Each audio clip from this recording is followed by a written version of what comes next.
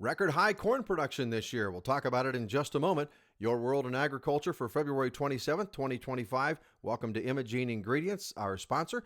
USDA's annual Ag Outlook Forum in Washington, D.C. drops its first estimates for this year's planting season. Let's take a look at the numbers. First off, for the planted acreage department, for corn, 94 million. That's up from last year's 90.6. It would be a total acreage for soybeans and wheat at 225 million. That'd be up 1% versus a year ago. Harvested acres for corn, 86.1, up from last year.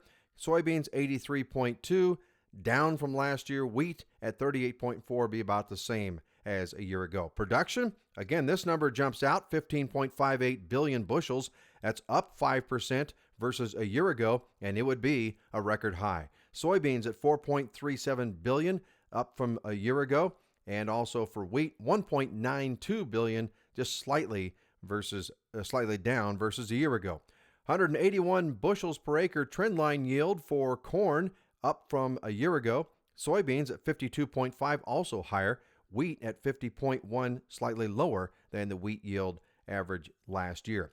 Ending stocks, 1.96 billion bushels for corn. That would be bearish for the market.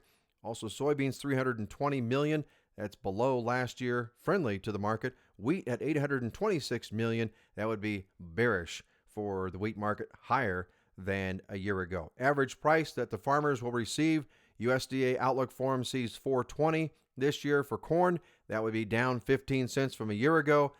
Soybeans at $10 per bushel, down 10 cents. Wheat at $5.50 per bushel, down 5 cents. Highlights right now, the total acreage, if you add up corn, soybeans, and wheat, USDA has it at 225 million acres. That would be up 1% from a year ago.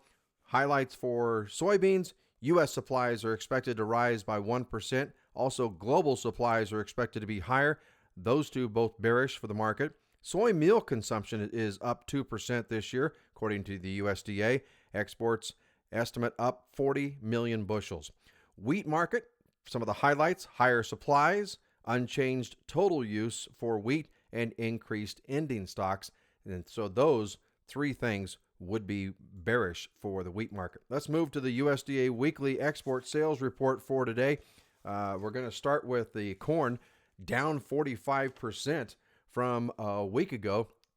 Bearish for the market. Again, right now, that we're in the 25th week. Meanwhile, of the marketing year. Meanwhile, the corn commitment of sales at 78.2% of the USDA's projection for the year. Weekly soybean net sales down 14% versus a week ago.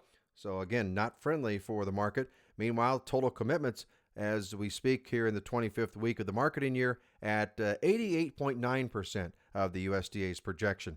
Soybean oil net sales down 5% versus a week ago. The commitment of sales for soybean oil looking pretty strong at 97.5% of the USDA's projection. Weekly net sales for soybean meal down this week by 44% versus a week ago. The total commitments at 67% of USDA's projection. Weekly wheat net sales down 50% from a week ago. So again, real weak sales here for corn, soybeans, and wheat. The commitment of sales for wheat this time of the year for 38 weeks in, 86% of the USDA's projection. So there you have it.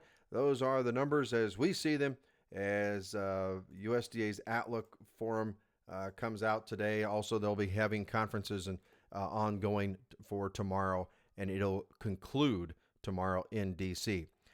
Again, a reminder for the cattle, hog, and poultry producers, if your livestock have scours, Imogene Ingredients sell a product called Pharmatan that stabilizes the digestive process.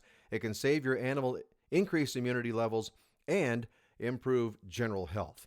Decrease your scour cases today by contacting Imogene Ingredients at 515-745-1639 or visit imogeneingredients.com. And a huge thank you to Aero Advisory LLC today for all of the help with the graphics and the charts and the tables that you were able to enjoy.